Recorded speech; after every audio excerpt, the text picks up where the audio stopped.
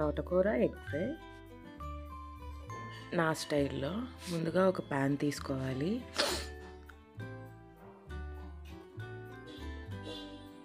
సరిపడా ఆయిల్ పోసుకుని వేడయిన తర్వాత ఒక చిన్న ఉల్లిపాయ 2 పచ్చిమిరపకాయలు కట్ చేసుకుని వేయించుకోవాలి. ఇందులో ఇది వేగిపోయిన తర్వాత ఉప్పు కారం కూడా వేసి వేయించుకోవాలి.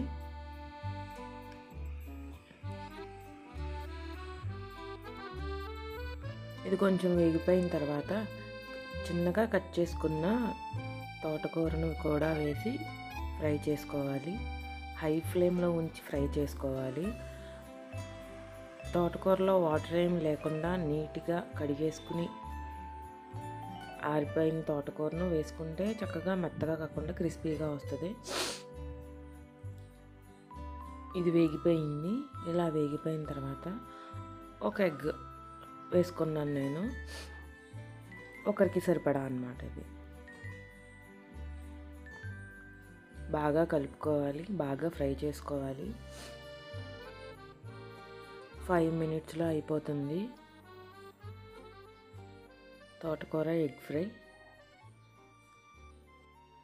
ఇలా సింపుల్గా తోటకూరలో ఎగ్ వేసి ఫ్రై ఇలా కూడా చేసుకోవచ్చు. Thanks for watching.